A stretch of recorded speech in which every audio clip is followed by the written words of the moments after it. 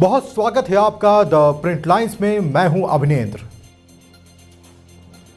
National Herald case को लेकर बड़ी खबर सामने आ रही है। जी हां, ईडी ने इस पर बड़ा एक्शन किया है।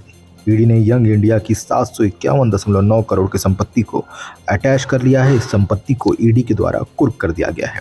कंपनी में सोनिया गांधी और राहुल गांधी की 76% की हिस्सेदारी है। नेशनल हेराल्ड केस में केंद्रीय जांच एजेंसी प्रवर्तन निदेशालय की बड़ी कार्रवाई है। ईडी ने एसोसिएट जर्नल्स लिमिटेड यानी एजेएल और यंग इंडिया की करीब 751.9 करोड़ रुपए की कीमत की प्रॉपर्टी को जब्त किया है। आरोप है कि करोड़ों की कीमत की यह प्रॉपर्टी अपराध से अर्जित आय से खरीदी गई थी। ईडी ने यह कार्रवाई दिल्ली, मुंबई और लखनऊ में की है। ईडी के सूत्रों के मुताबिक 661.69 करोड़ रुपए की प्रॉपर्टी एजेएल जबकि करीब 90.21 करोड़ रुपए की प्रॉपर्टी यंग इंडिया से जुड़ी है।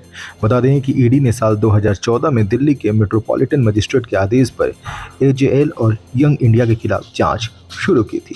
केंद्रीय जांच एजेंसी ईडी की जांच में पाया गया कि इस मामले से जुड़े आरोपियों ने मेमर्स यंग इंडिया के जरिए एजेएल की सैकड़ों करोड़ रुपए की संपत्ति हासिल करने के लिए आपराधिक साजिश रची थी। आरोप है कि मेमर्स एजेएल को समाचार पत्र प्रकाशित करने के लिए सरकार द्वारा भारत के विभिन्न शहरों में रियायती दरों पर जमीन दी गई थी। एजेएल ने 2008 में अपना प्रकाशन कार्य बंद कर दिया और संपत्तियों का व्यावसायिक उद्देश्यों के लिए उपयोग करना शुरू कर दिया। बात के ये कहना कि इनकी 752 करोड़ की जो एसेट्स हैं एजेएल के, उनके ये मालिक बन गए।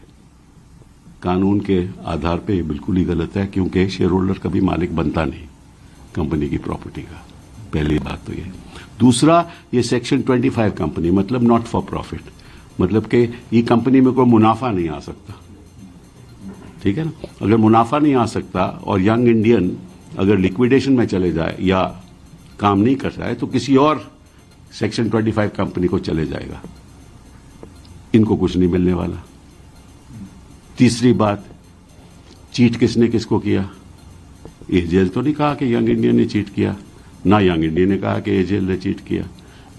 थोड़ा बहुत कानून हम जानते हैं और ये लोग तो ईडी और इनके महावकील तो ज्यादा जानते होंगे, लेकिन हमें जरा बता दें कि कौन सा ऐसा कानून है जो कहता है कि शेयर होल्डर कंपनी का एसेट्स का मालिक बन जाता है। देश की जितनी भी एजेंसीज हैं उनकी जिम्मेदारी बैठती है देश में कहीं भी कोई भी गड़बड़ होती है उसकी जांच करें और सामने लेकर आए। और हम लोग जो विपक्ष में हैं, हम लोगों की जिम्मेदारी बैठती है प्रदेशों में, विधानसभाओं में, विधान परिषदों में और देश में लोकसभा और राज्यसभा में सरकार की जितनी भी खामियां हैं हम उनको उजागर करें और कमियां दिखाएं और लोगों का ध्यान उनकी कमियों की तरफ ले जाएं, ना कि केवल आरोप और प्रत्यारोप पे चलता रहे। इससे भी देश की छवि खराब होती है।